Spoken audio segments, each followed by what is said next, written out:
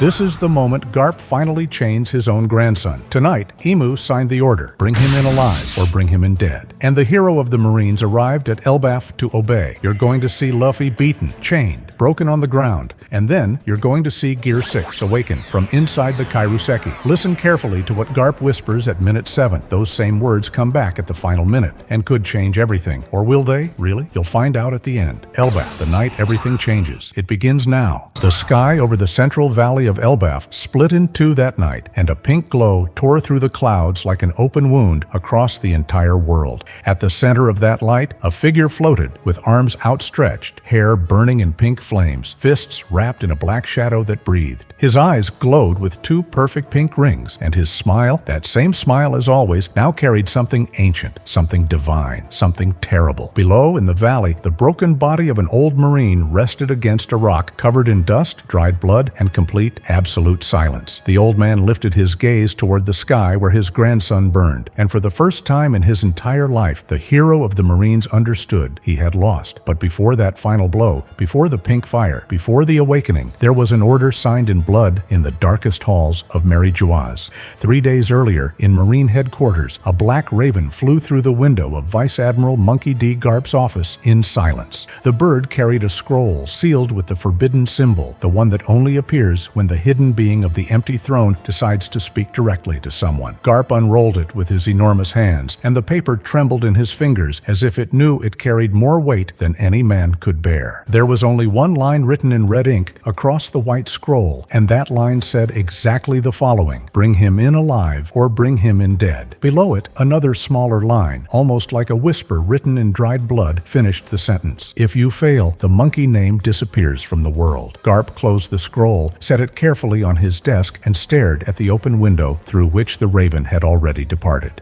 Outside, the sea was still, far too still, as if the ocean too knew that this morning the end of something that could not begin had been signed. The old Marine took a deep breath, felt the pain in his side, where an old wound from God Valley had never fully healed, and understood he would have to tear it open again. Quick footsteps echoed in the hallway, and a young pink-haired Marine entered without knocking, his face pale and his breathing ragged. "Garp-san," Kobe said, stopping cold when he saw the old Marine's face. "Admiral Akainu just confirmed something to me that I didn't want to hear." Garp did not lift his eyes from the desk when he answered with that deep voice that seemed to come from the bottom of his broken ancient chest. "I know, son, you're coming with me. Not because I'm asking you to, but because the order came from a place where orders are never questioned." Kobe clenched his fists, feeling the weight of something larger than himself, something that had been closing in for years and was now knocking on the door of his life. The young man knew who they were going after. He had known since the raven crossed the sky above the headquarters, but he needed to hear it from Garp's own mouth. "Who are we going to arrest, sir?" Kobe asked with a broken voice, though every bone in his body already knew the answer before he spoke. Garp finally raised his eyes, and those eyes, the eyes that had seen Roger smile before he died, glittered with an old and familiar sadness. "My grandson, Kobe, we're going after Luffy, and this time the Marines aren't going to let me come back empty-handed like all the other times." Kobe took a step back, feeling the floor of the headquarters open beneath his feet, while outside the sea remained silent and motionless like a corpse. That same night, two figures boarded a Marine ship painted white, with no escort, no company, no witnesses, bound for the land where the giants dwell. The ship crossed the calm belt without a single sea monster approaching, as if the beasts too knew how to recognize the aura of the most feared man at sea.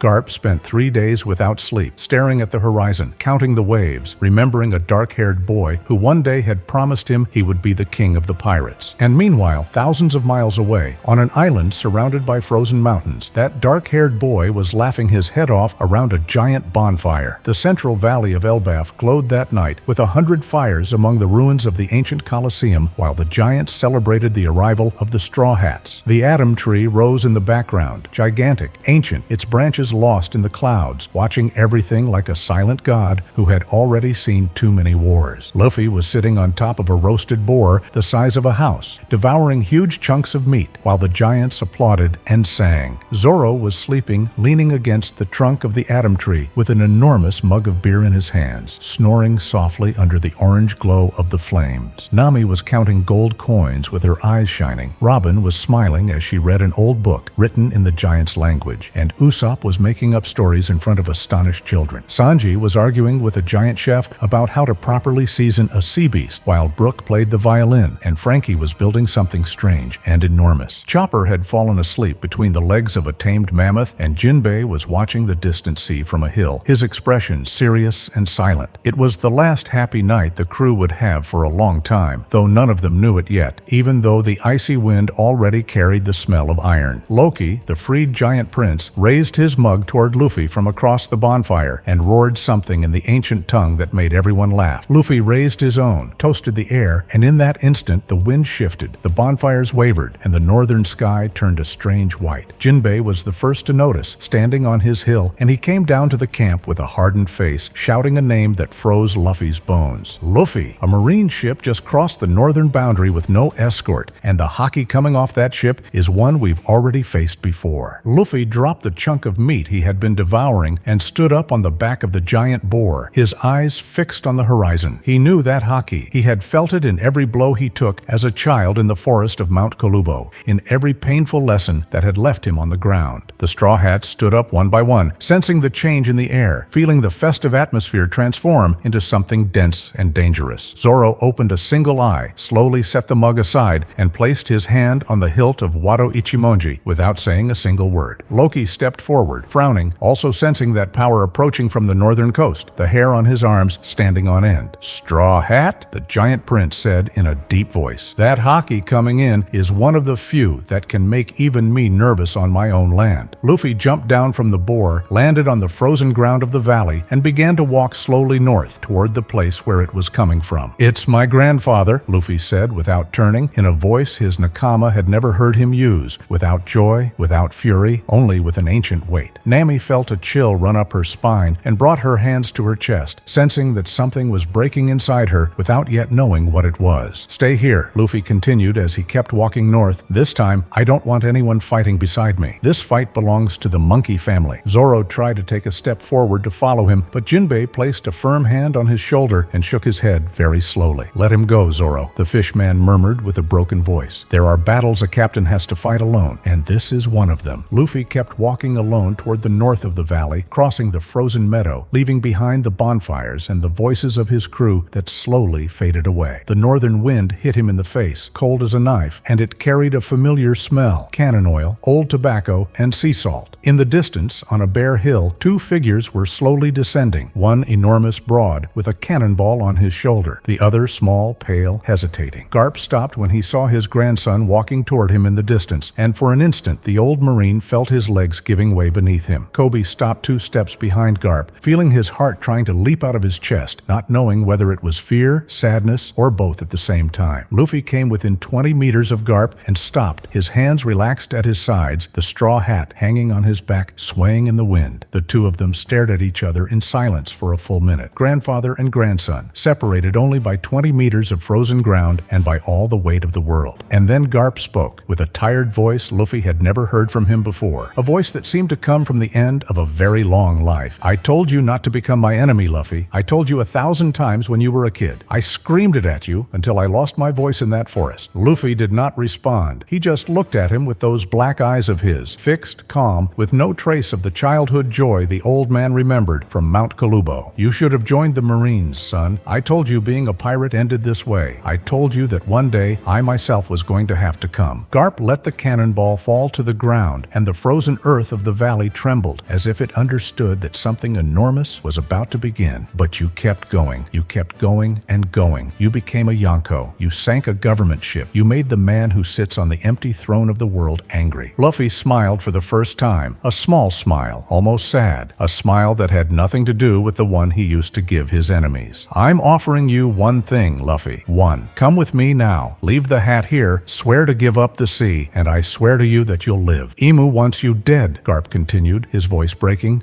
"but if I hand you over alive and surrendered, I can negotiate for your life. I can save you one last time." Luffy tilted his head, never taking his eyes off his grandfather, and answered in a calm voice that cut deeper than any shout could have. "Gramps, do you remember what I told Shanks when I was 7 years old? Do you remember what I promised when he gave me this hat?" Garp closed his eyes for a second. Of course he remembered. He had thrown it in Makino's face 1,000 times over 1,000 drunken nights. "I promised him I'd be the king of the pirates, and a king doesn't surrender, here, Gramps. He doesn't kneel. He doesn't leave behind his hat. Ever. Luffy pulled the brim of his hat down over his eyes, and when he lifted his head again, his gaze was no longer that of a grandson. If you came to take me, Gramps, you're gonna have to take me dead, and I don't think you have the strength to do it. Not this time. Not with me like this. Garp took a deep breath. His shoulders creaked. His knees creaked. The entire body of an old man who shouldn't even be standing on a battlefield creaked. It's been a long time since I was strong, Luffy, but what's going to come out of me tonight isn't going to be strength. It's going to be something else. Kobe, still 2 steps behind Garp, felt how the air around the old Marine began to vibrate, how the wind stopped, how the Haki condensed. It's going to be everything I have left, every year I lived, every friend I buried, every promise I broke. It's all coming in a single punch. Luffy smiled again, this time with that wild smile that only appeared before the most important fights of his life out on the open sea. Then quit talking, old man, and show me, like in the forest, like when I was a kid, one last time. Grandfather against grandson. No Marines, no emu. The silence of the valley shattered into 1,000 pieces when Garp raised his right fist to the sky and let out a roar that shook the frozen mountains. And then the sky over Elbaf understood that tonight it was going to rain something worse than blood. It was going to rain the weight of an entire family breaking apart. Luffy launched himself forward without warning, his body covered in black Haki, his hair turning white mid-leap, his eyes igniting into 2 pink rings. Gear 5, Joy Boy. The sun god running across the frozen meadow of Elbaf with a huge smile and his fists ready to write history tonight. Garp didn't move from his spot. He just raised his right fist slowly, charging it with Haki so dense that the air around it began to crackle. The first clash sounded like a sharp thunderclap. Luffy's fist and Garp's fist met in the center of the valley at impossible speed. The shockwave flattened the meadow within a 200-meter radius, kicked up the dust, made the atom tree shake, and was heard all the way to the distant coast. Luffy was thrown backward, spun 3 times in the air, landed sliding on his feet, and stood there staring at his fist with a new smile. She.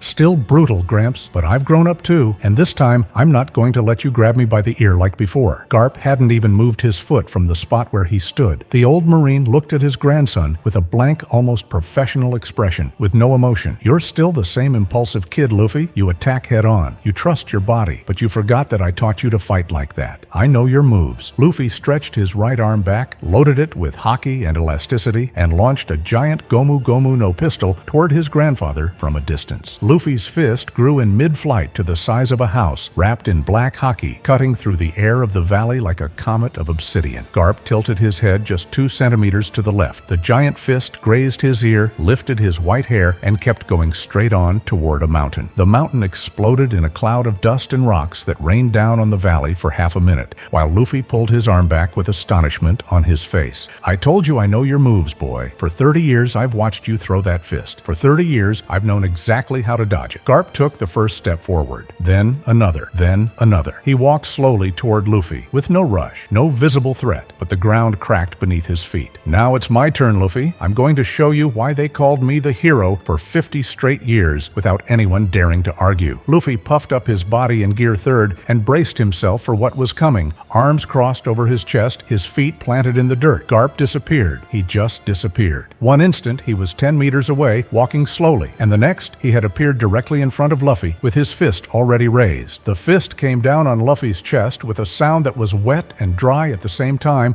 like a giant hammer hitting a sack full of wet sand. Luffy was sent flying backward, smashed through 3 enormous rocks, bounced off the frozen ground, and came to a stop 200 meters away, coughing blood onto his own chest. Kobe, still on the hill, brought his hands to his mouth so he wouldn't scream. He had never seen Garp hit like that, not even against a Kainu. Garp lowered his fist and looked at his grandson in the distance, coughing on the ground, trying to get up, and for the first time all night, he cried. Luffy stood up spitting blood, wiping his mouth with the back of his hand, and the smile returned to his face as if the pain didn't hurt him at all. Okay, old man, that one actually hurt. It's been a long time since anyone hit me like that. I think the last time was Kaido, and that already feels like 1,000 years ago. Garp wiped the tears from his eyes with the sleeve of his uniform and moved forward again toward his grandson with the same professional calm as before. No shouting, no threats. Not yet, Luffy. The worst is still coming. What I'm about to do to you is something I saved my whole life for, something I never showed anyone. Luffy inflated his arms in gear 3rd again, loaded Haki into both fists, and braced himself to throw the punch back at his grandfather with everything he had. Gomu Gomu no double giant rocket, shouted Luffy, launching himself forward with both fists extended, wrapped in dense, vibrating, deadly black Haki. Garp waited. He waited until the fists were a single meter from his face, and then he did something no Straw Hat had ever seen before. The old Marine ducked just that. He ducked. The two giant fists passed over his head, hit the air, and kept going without ever touching him. And from below, Garp threw an uppercut with his left hand straight into Luffy's jaw. A short, brutal punch, perfect in every millimeter. Luffy was launched upward, flew about 40 meters straight up into the night sky, and hung suspended for a second among the stars. Garp was already in the air. He had jumped after him in the same motion, caught up to Luffy at 30 meters in the air, and loaded his right fist. This, Luffy, is the punch I gave Aokiji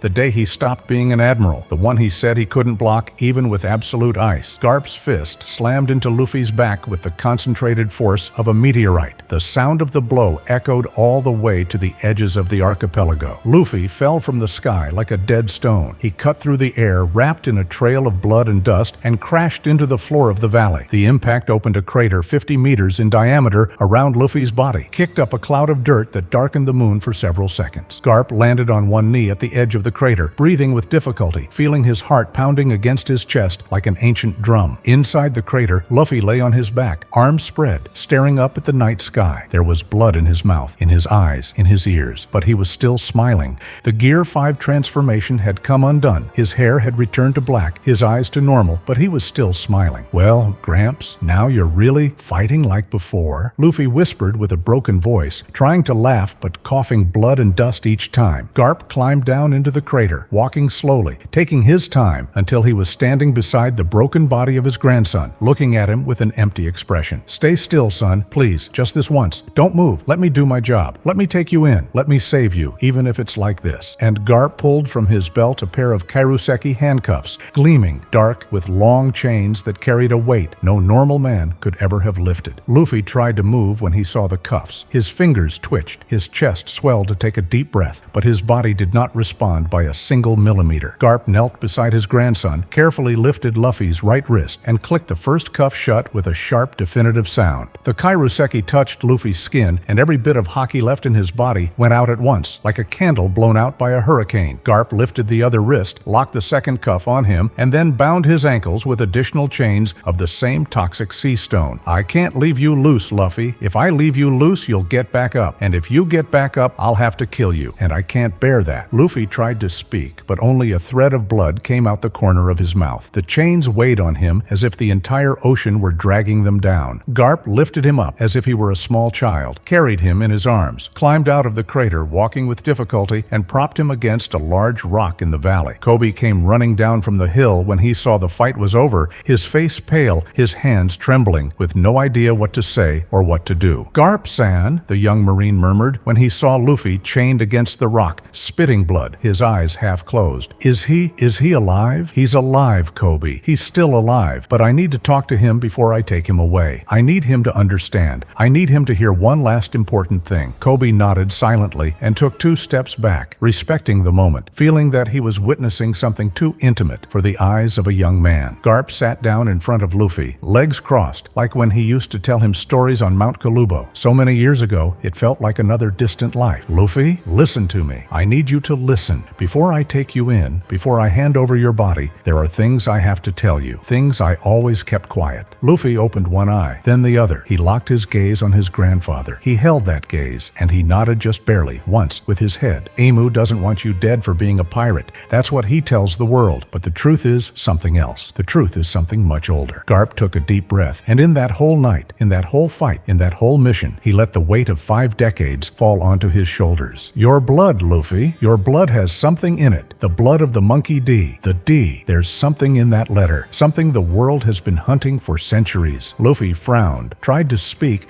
but the Kairouseki chains were sucking all his energy out of him. Only a faint whisper, almost inaudible, escaped his lips. "What thing, Gramps?" the young pirate managed to murmur, his eyes narrowing from the pain, but fighting against the pull of sleep with every ounce of his strength. Garp lowered his head, looked at his own wrinkled hands, hands that had killed better men than him, hands that were now chaining up his own grandson. "Your blood can break the seal of the Void Century, Luffy. Your blood, mixed with your fruit, can release what Imu has been guarding in there for 800 years. And on the top of a nearby hill, Kobe saw something that froze the heart in his chest, something that shouldn't have been there that night. On the hill, a hooded figure dressed in black was watching the scene from a distance, without moving, without making a sound, without even Garp's Haki detecting it. Kobe swallowed hard, felt a cold sweat run down his back, but he understood that he couldn't say anything. He had to let Garp finish his final confession. Imu is afraid of you, Luffy. That's why he sent me, because he knows you're the only one who can destroy him, and I'm the only one who can stop you. Garp pulled something from the inside pocket of his uniform, a folded scroll, small, stained with dried blood in one corner. Old, very old, almost falling apart. Roger gave me this before he died, Luffy.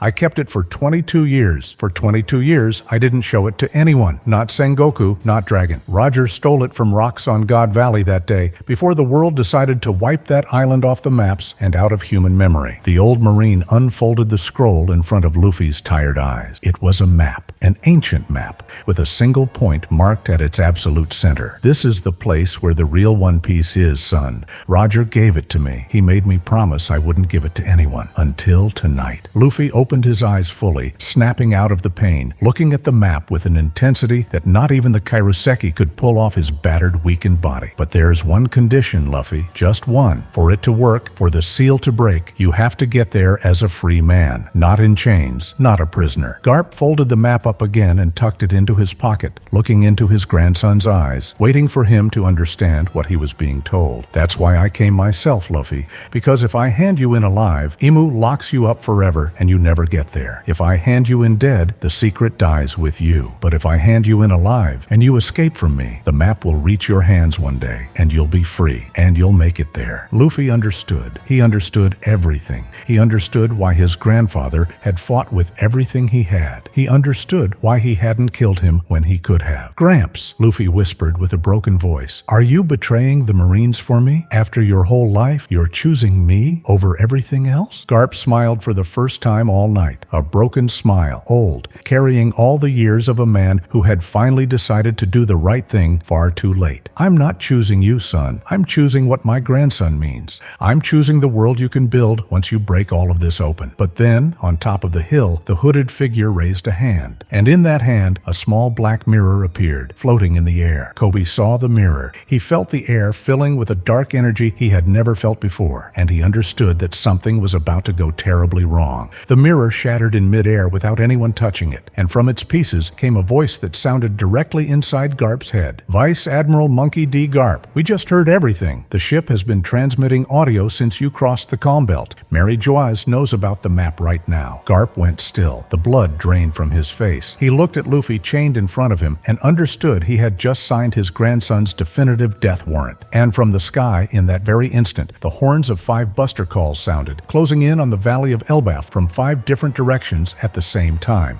Garp leapt to his feet in a single motion with the speed of a man 20 years younger and looked up at the sky where 5 columns of smoke appeared in the distance. No, it can't be. They sent buster calls. They sent 5 at the same time. Imu doesn't want prisoners. Imu wants to wipe Elbaf off the map tonight. Kobe ran toward Garp, pulling out the Denden Mushi for communications, trying to reach headquarters, trying to understand what was happening, trying to salvage something out of all this. In the distance, crossing the frozen meadow, Zoro was running at the front of the group with his 3 swords in his hands, followed by Sanji, Jinbe, and the rest. Behind them came the giants of Elbaf, 100 ancient warriors with axes, maces, and spears, led by Loki, who was roaring with a fury that shook the mountains. But Garp didn't look at them. Garp was looking at the sky. The 5 marine ships were closing in formation, glowing with white lights, carrying deadly Imperial cannons. Kobe, the old man said in a voice the young man had never heard from him before, an empty, defeated, hopeless voice, break the chains. Free Luffy, now. What? Kobe froze in place, the key to the Kairouseki trembling in his hand,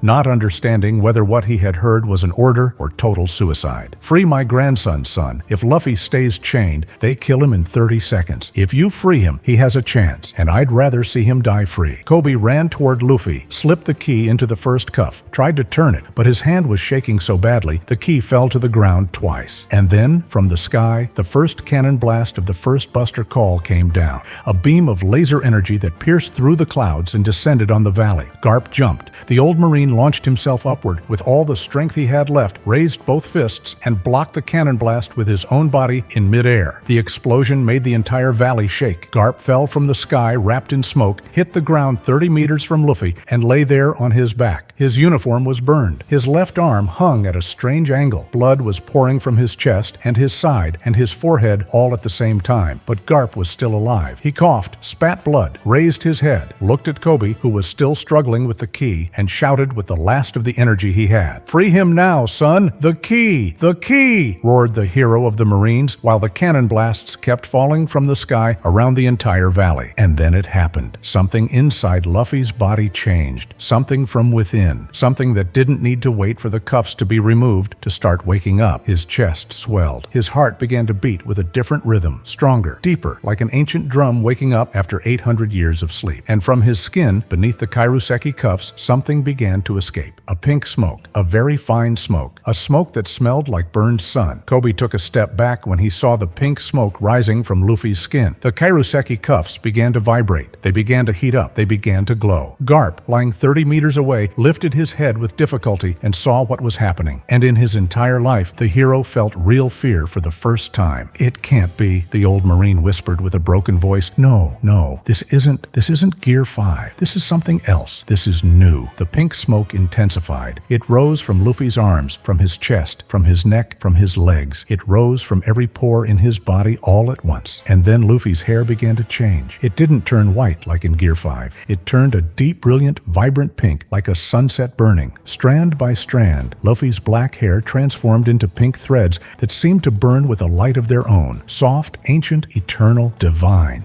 The Kairouseki cuffs began to melt. They didn't break. They melted. They dripped to the ground in liquid pieces, smoking, hissing against the frozen earth of the valley. The chains binding Luffy's ankles also melted, running like hot wax over the rocks, filling the crater with bright, dark, smoking droplets. Luffy opened his eyes fully, but they were no longer his normal eyes. They were two perfect pink rings, glowing with an intensity that lit up the entire crater on its own. And then he smiled. That smile, the same smile as always, but now it carried 800 years of waiting. It carried Joy Boy. It carried Roger. It carried Ace. Luffy slowly stood up inside the crater, with the melted remains of the Kairouseki dripping from his wrists. No rush, no visible effort, like a flower opening.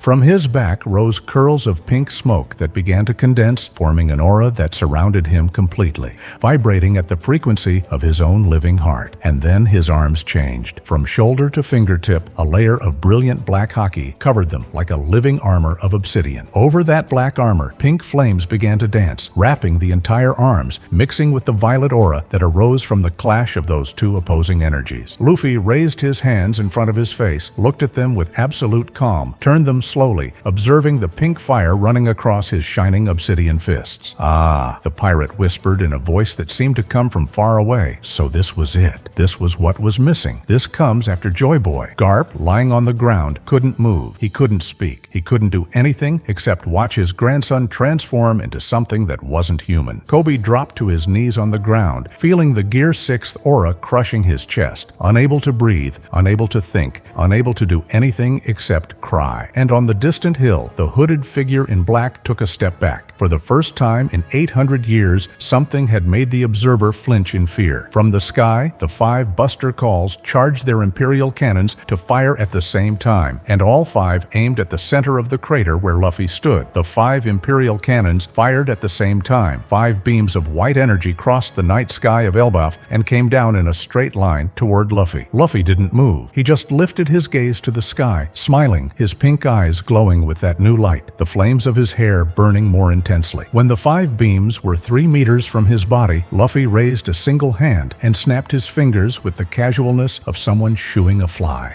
An invisible pulse of vibration burst from his fingers and expanded in every direction, a wave the eye couldn't see but the whole atmosphere felt. The 5 beams from the Imperial cannons bent in the air, twisted at impossible angles, and turned back toward the ships that had fired them seconds before. 5 explosions lit up the night sky. 5 Marine ships split into pieces in the air, raining down on the sea in 1,000 burning fragments. Garp opened his eyes as wide as he could. What Luffy had just done was impossible. It was a level of power he had never seen before in his life. Kobe, still on his knees, was staring at the sky where the 5 Buster Calls had just disappeared, not knowing whether he was dreaming, not knowing whether he was still alive. Luffy slowly lowered his hand and looked at his grandfather, who was still lying 30 meters away from him, bleeding, his left arm dangling, almost unconscious. "Gramps," Luffy said in a new voice, deep deeper, calmer, a voice that seemed to come from deep inside, from a very ancient place in the world. I heard you. I heard everything you said to me, and I understood. And now I have to do something I never wanted to do, but I have no choice. Garp tried to speak, but only blood came out of his mouth. He raised a hand toward his grandson. It trembled, and he let it fall again onto the frozen ground. I'm not going to kill you, Gramps, but I'm not going to let you go back to the Marines either. Not like this. Not following Imu's orders. Not again. Luffy began to walk toward Garp with slow steps. The ground beneath his feet heated up at his touch. The grass scorched. The stones glowed bright red. I'm going to hurt you so badly the Marines won't want you anymore, Gramps. I'm going to leave you useless. I'm going to free you from Imu, even if it hurts you a lot. Kobe stood up shakily and ran forward, trying to get in the way, but the aura of heat surrounding Luffy pushed him back with his eyebrows singed. Luffy stopped and looked at Kobe with those pink eyes, without malice, without anger, only with an enormous sadness that weighed on every one of his features. Kobe, if I leave him like this, Imu kills him. If I leave him like this, his superiors torture him as a traitor. The only way to save him is to break him forever. Now, Kobe fell to his knees again, understanding, crying, unable to do anything, feeling the whole world collapse on top of him in a single eternal second. Luffy reached Garp and knelt down in front of him, looking into the eyes of his grandfather, the eyes that had watched him grow up since he was a baby. Forgive me, old man. This is going to hurt, but less than what Imu would do to you if you went back. Trust me, like I trusted you when you trained me. Garp nodded just barely with his head. He didn't speak. He couldn't.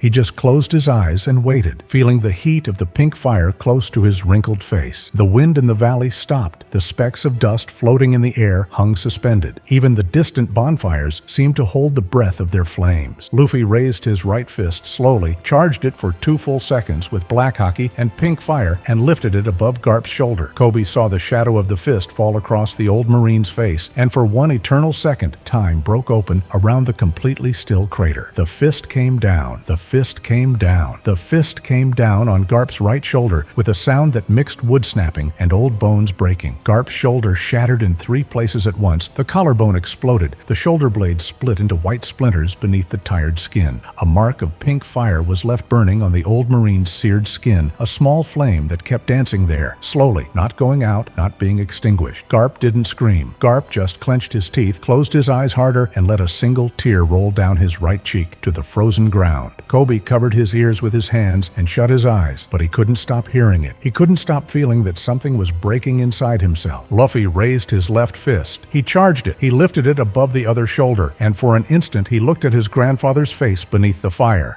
The second fist came down, slower than the first, as if Luffy wanted to delay the pain he was causing, as if he wanted to negotiate with time itself. The sound of the second impact was exactly the same as the first, wet, dry, ancient, like an old branch splitting inside the body of a father. Another mark of pink fire was left burning on the second shoulder, another small flame dancing slowly across the shattered skin of the old hero who was nearly dead by now. You'll never be able to throw punches again, Gramps, Luffy whispered, his voice broken by the tears that were also falling from his bright pink eyes. Imu needs you to hit, to kill pirates, to defend the system. Without your fists, you're no use to him, and if you're no use to him, he leaves you alone. Garp coughed, spat more blood, and tried to smile at his grandson. A broken smile, a smile of pride, a smile that said thank you without needing any words. Luffy carefully hugged his grandfather while the old man's arms hung uselessly, while the pink flames kept burning eternal over his shattered shoulders. The embrace lasted a full minute, grandfather and grandson, beneath the sky of Elbaf, while the rest of the world was preparing to send more enemies against them. Luffy stood up, looked at Kobe, motioned with his head for him to come closer, and the young Marine walked over trembling, still crying. Kobe, take him to a good doctor, far from the Marines. Hide him, take care of him. My grandfather needs you now, more than the Marines need you. Kobe nodded. He had no words, he just nodded, and he started to lift the old hero off the ground with the silent help of the pink flames that were slowly dying down. The fire marks on Garp's shoulders were still burning, but weaker now, as if Luffy was regulating them with his will so they wouldn't consume him entirely. Zoro was the first to reach the crater, running with all 3 swords drawn, panting, his gaze charged with both fury fury and worry at the same time. But he stopped cold when he saw Luffy, when he saw him standing, when he saw him with pink hair burning and black arms wrapped in fire. Behind him came Sanji, who also slammed to a stop, feeling the aura of his captain, unable to believe what his eyes were seeing in the middle of the frozen valley of Elbaf. Jinbei arrived third, stopping with a hand over his chest, feeling Luffy's new haki crushing his lungs from 10 meters away. Then Nami, Usopp, Robin, Chopper, Frankie, and Brook arrived as a group, all of them stopping at once, looking at their captain transformed into something that looked like a god. Loki and the giants arrived last, axes in their hands, but they too stopped when they felt the aura. They too lowered their weapons to the frozen ground. Luffy turned toward them slowly, with that new smile that looked ancient, with his pink eyes shining in the darkness like two small kindled dawns. Relax, it's me. I'm still me, just a little bit more now, a little bit stronger, a little bit older, a little bit more awake, I guess. Zoro took a step forward, lowered his swords, and smiled with that crooked smile of his that only appeared when he was truly proud of something important. Captain, what is that? What happened to your hair? What are those flames? What's that purple thing coming off your arms? Luffy scratched his head with a closed fist, feeling the heat of the pink fire on his own scalp, and laughed like a happy kid. Shishi, I'm not sure. It's something new, something that came out when they chained me up, something that was inside me waiting. I'll figure it out little by little. Nami came running over, tears in her eyes, and hugged Luffy with all her strength, not caring about the heat of the fire surrounding his entire body. And then something strange happened. The pink flames didn't burn Nami. They wrapped around her. They surrounded her, but they didn't hurt her. They almost caressed her like an embrace. Nami opened her eyes, surprised, feeling the heat but no pain, looking at Luffy, who was also looking at her with the same new surprise in his pink eyes. It doesn't burn Nakama, Luffy whispered, more to himself than to the others. It only burns enemies, only the ones who come against us. Robin came over too, slowly, observing the aura like a scholar discovering an ancient phenomenon, mentally noting every detail, every movement, every vibration of the fire. Luffy, the archaeologist, said softly, "This isn't Gear 6. This is Joy Boy complete. This is the Sun God, fully awakened at last." Luffy didn't answer. He just looked at the horizon, where the sky was beginning to brighten very slowly, where the sun was about to rise over the frozen mountains. And in that instant, as the first ray of light touched the pink flames of his hair, Luffy understood that he was no longer the same as before. But from the hilltop, a cold voice broke the silence of the dawn, a voice that came from no mouth, a voice that entered directly into their minds. "Congratulations, Monkey D. Luffy. You have awakened what 800 years held asleep. You have broken the seal with your blood, your fruit, and your burning heart." All the straw hats raised their eyes to the hill, and there they saw the hooded figure in black standing at the edge of the cliff, watching them. The figure slowly pulled back its hood, revealing a pale face of no clear age, without emotion, with eyes completely black with no pupil or iris visible. "I am a messenger. I come from the empty throne. My Lord Imu sent me to witness your transformation, to confirm it, to report to the world what I saw tonight." Luffy took a step forward, his pink flames intensified, his black fists charged with fire. The air around him grew dense and hot. "Are you Imu?" Luffy asked in a deep voice, looking up at the figure from below, ready to leap up to the hill and end it all in that very instant. "I am not Imu," the messenger replied calmly. "I am only his voice in this place. His body never leaves the empty throne of Mary Geoise. Never. But today I bring you a message from him, a message that my lord wants you to hear and to remember well for the rest of your very short life." The figure raised a hand, and in it appeared a floating image, a spectral projection, the face of a black shadow with a crown and eyes completely red. The shadow then spoke with its own voice, an ancient voice, a voice that seemed to come from the bottom of a deep well where the sun never reaches. "Hello, Joy Boy. Hello again. It's been a long time. The last time we spoke was 800 years ago, just before I locked you away. Yes, you remember, don't you? A part of you always remembered. That's why you laugh like that. That's why you fight like that. Because inside you, I planted that laugh." Robin brought her hands to her mouth, listening, mentally taking notes, feeling that she was witnessing the most important conversation in the world in a full millennium. "I gave you a single choice. I told you that if you came back, I would kill you more deeply. Not just your body. Everything that matters to you. All of it. Your Nakama, your brother, your father, your allies, your crew, your hat, your dream. I'm going to erase it all, one thing at a time, slowly, carefully." Zoro stepped forward and stood next to Luffy with his swords raised. Sanji stood on his other side, his legs wrapped in fire. One by one, the Straw Hats positioned themselves around Luffy, forming a circle, all of them looking at the projection of Imu with the same fierce, defiant expression. "We're not afraid of you, ancient shadow," Luffy said in a calm voice. "If you want to erase my family, you're going to have to go through us first, all of us together." Imu smiled in the projection, a small, cold, satisfied smile, as if that answer was exactly the one he had expected to hear from Luffy in that moment. "Good, that's what I wanted to hear, because now comes the second part of the message, Joy Boy, and this part is going to hurt you more than any wound on the body." The shadow turned its head slightly to one side, as if looking at something distant, something happening somewhere else in the world in that very instant. "While we speak, Straw Hat, my army has already set out for another island, a small island, an island you know well, an island with two people you love." Luffy froze. He felt his heart stop for one full second, felt the pink fire of his hair drop in intensity, felt the air grow cold. "No," the pirate whispered with a broken voice. Don't you dare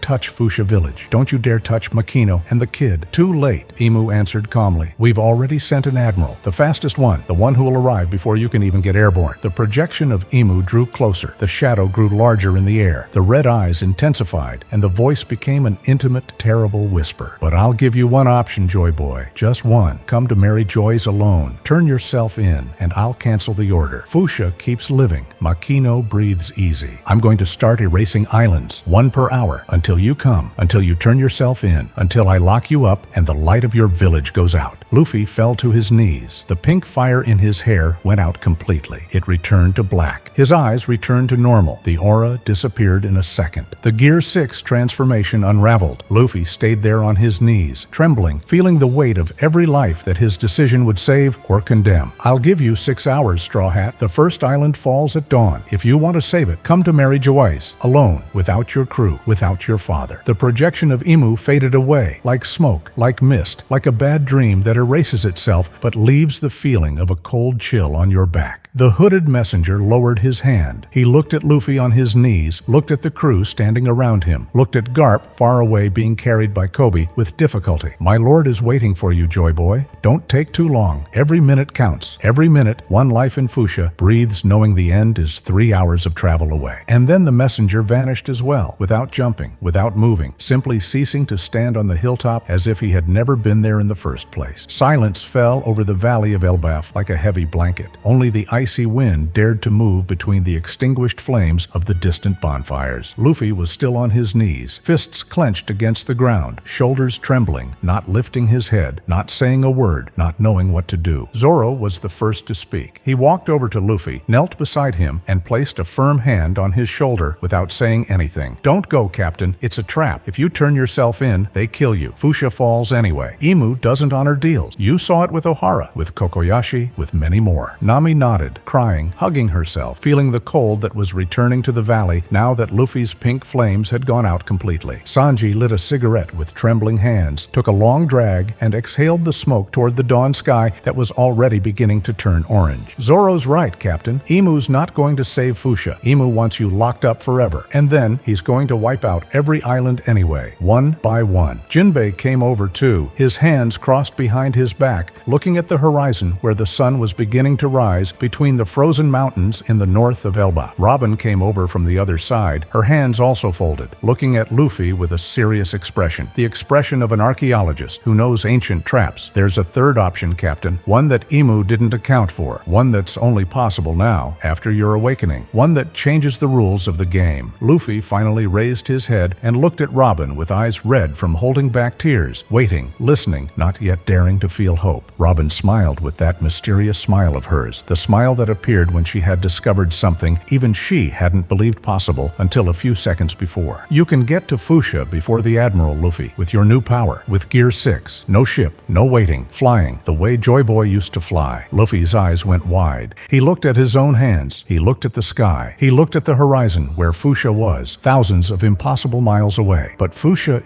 it's on the other side of the world. It would take me days to get there. The Admiral will arrive first. There's no way I get there before him." "Yes, there is," Robin interrupted calmly. "If you use the vibration pulse to launch yourself like a rocket, if you use the pink flames as propulsion, if you fly." Luffy stood up. He looked at his arms. He looked at the sky. He looked at his crew. And he felt something he hadn't felt in years. A simple idea. If I fly like that, no stops, no rest. I could get there in 6 hours. I could arrive before the Admiral. I could save Makino. Zoro stood up too, sheathing his swords, his gaze fixed on his captain, with a new smile on his lips, a smile of pride and confidence. Then go, Captain. Go now. We'll stay in Elbaf with Loki getting the defenses ready. When you come back, we go together to marry Geoise to finish off Imu. Luffy looked at his Nakama one by one. Zoro steady. Sanji with the cigarette between his teeth. Nami still crying but nodding. Usopp trembling but present. Robin smiling. Chopper with eyes full of tears and fists clenched. Frankie with arms crossed over his chest. Brook with a hand over his heart. Jinbei nodding slowly with that ancient serenity of his. And Loki, the giant prince, raising his axe to the sky with a huge defiant smile on his face. Straw Hat, Loki roared in the common tongue, we giants are going to defend Elbaf with you. If Imu sends more ships, we'll bury them in the frozen sea. Luffy smiled, a huge smile. The smile of always. The smile his Nakama hadn't seen since Garp had appeared on the horizon hours before. Thanks, guys. Thanks for everything. I'm coming back. I'm going to save Fuchsia, and then we're all going to marry Geoise together. And we're going to end this. Luffy closed his eyes for a second. His hair began to turn pink again. The flames returned. His eyes filled once more with pink rings. Black Haki covered his arms again. The pink fire wrapped around them. The violet aura began to spin around his fists like a living mist on the move. Gear 6, the awakened sun god, the complete one, standing in the valley of Elbaf, looking toward the horizon where the most important island of his life lay. Remember one thing, guys, Luffy said, looking at his crew one last time before he jumped. If I'm not back in 6 hours, you go to Fuchsia yourselves. And if Fuchsia falls anyway, go to marry Geoise without me. And kill Imu, without thinking twice, without hesitating, for me, for Ace, for everyone we lost. Zoro nodded. Sanji nodded. Nami nodded. The whole crew nodded at the same time, without words, in a single silent harmony that only true Nakama share. Luffy smiled, and he jumped. But it wasn't a jump. It was an explosion. The ground beneath his feet collapsed into a new, deep crater, still smoking. A column of pink fire rose into the sky with Luffy at its tip, launching him toward the horizon like a comet crossing the dawn in a perfect straight line. The blast was so powerful, it shattered windows in the nearby villages of Elbaf. The giants covered their ears. The crew shielded their faces with their arms. Zoro sheathed his swords, crossed his arms, and looked at the horizon where his captain had just disappeared as a pink comet headed for the other side of the world. May the Admiral going to Fuchsia pray to his gods, the swordsman muttered with a crooked smile. Because Luffy gets there first. I can feel it in my bones. And far away, over the open sea, an admiral was flying at the speed of light toward a small island of the East Blue where a woman was baking bread. Luffy crossed the sky at a speed he himself couldn't believe. The pink fire of his legs worked like an engine, pushing him through the icy air. He kept his arms, covered in black Haki and pink fire, pressed against his body, reducing drag, letting himself ride the pure propulsion of the internal vibration. The sun rose to his left, lighting up the ocean down below, where the ships looked like tiny dots on the very small waves of the rising golden dawn.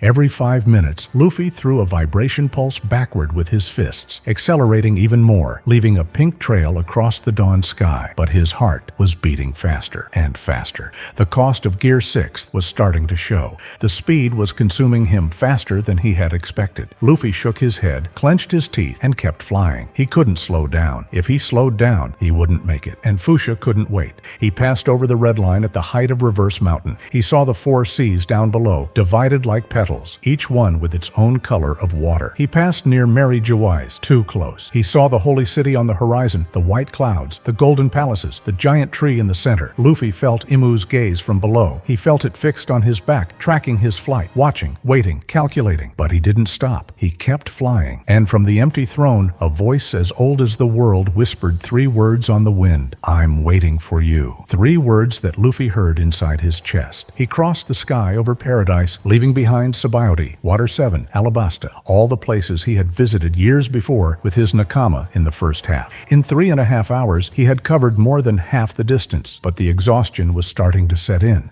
The flames of his hair were losing intensity. Luffy bit the air to stay awake. He shook his head again. He fired 2 consecutive pulses backward. The speed increased, but so did his heart rate. On the horizon, the islands of the East Blue were already beginning to come into view. He was close. Fuchsia was right there, 30 minutes away, 20, maybe less if he kept pushing. But then he saw something in the distance, something that made his heart speed up even more. A figure flying toward the East Blue at his same altitude, in perfect parallel. It was the Admiral, but not just anyone. Luffy recognized the aura from a distance. He recognized recognized the Haki. He recognized the fruit. It was Kizaru, the Admiral of Absolute Light. Kizaru was flying at the speed of light toward Fuchsia, but luckily for Luffy, he had slowed down to take an indirect route over the Dead Sea. Luffy understood he had one shot. If Kizaru saw him, he could accelerate and arrive first. He had to slip past him without being noticed, without being seen. Luffy dropped altitude, descended close to the sea, stopped emitting visible light, reduced the pink flames to a minimum, and flew right above the water at supersonic speed. Kizaru didn't see him. He kept going up above, flying slow, calm, in no hurry, like the lazy admiral he was, never suspecting that Luffy had already passed him. 20 minutes later, Luffy saw the familiar silhouette of Fuchsia Village appearing on the horizon.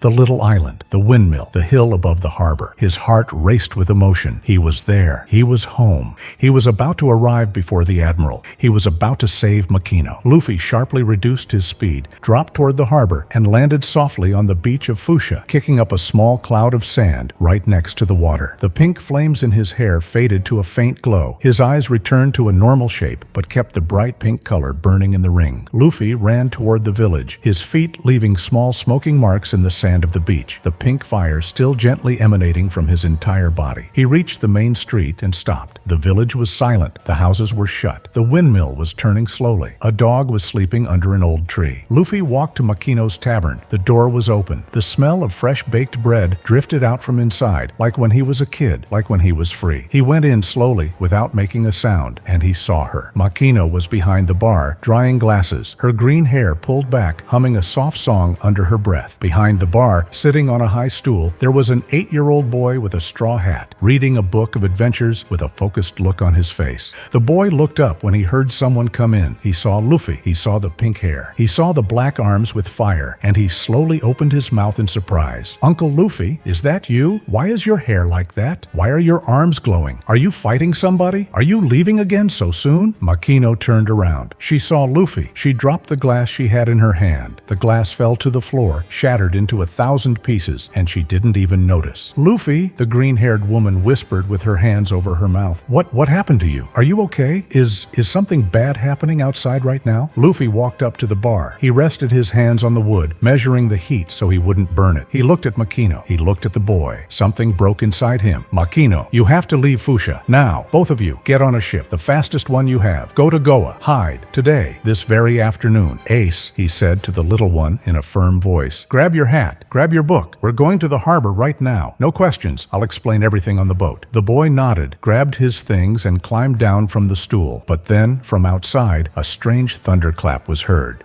A thunderclap that wasn't from any normal storm. Luffy raised his head. Kizaru had arrived. The admiral was above the sky of Fuchsia, glowing like a small sun against the clean blue of midday. Luffy ran out of the tavern and looked at the sky. Kizaru was floating 500 meters up, his hands in his pockets, watching the village from above. The admiral noticed Luffy on the street below and raised his eyebrows with that lazy expression of his, as if he were more surprised than angry by the situation. "Mugiwara, what are you doing here? You were supposed to be in Elbaf with your grandfather. You got here before me. That shouldn't be possible. Your speed doesn't reach that." Luffy stood in the middle of the street, the pink fire returning to its full intensity in his hair, his arms coating themselves once again in black haki with flames. "My speed is something else now, Kizaru, and you're leaving here. Fuchsia is not falling. Not this afternoon. Not while I'm still breathing. Come and try it." Kizaru smiled, a small smile, almost sad. He pulled his hands out of his pockets, and he began to descend slowly toward the street where Luffy was standing, waiting for him. "Mugiwara, this isn't personal. It's orders. Imu sent me. I'm just carrying them out. I don't want to fight you, but if you get in the way, I'm going to have to destroy you, just so you know." Luffy didn't respond. He just flexed his knees and got ready. The pink flames on his body intensified. The violet aura began to spin faster around him. Kizaru touched the ground. He lowered his head, and he vanished. He turned into a beam of light that crossed the street at the speed of light, headed straight for Luffy's chest. But Luffy wasn't normal Luffy. He was Joy Boy, complete. He was Gear 6. He was the sun god, and he saw the beam of light as if it were mist. Luffy raised his right fist coated in black haki and pink fire and struck the light just as it reached his chest, stopping it dead 1 centimeter away. Kizaru materialized in the air, surprised, with Luffy's fist pressing against his own, the pink fire scorching his gloved hand of the white uniform. "Impossible," the Admiral of Light whispered, as a mark of pink fire was born across his glove, burning slowly, not going out, biting into him slowly slowly from the inside, and far away, in the valley of Elbaf, the sky was still split in two by that pink glow that had opened up the night, the same one from the beginning. Because in that instant, inside the empty throne of Mary Geoise, Imu closed his eyes and understood for the first time in 800 years that he too could lose.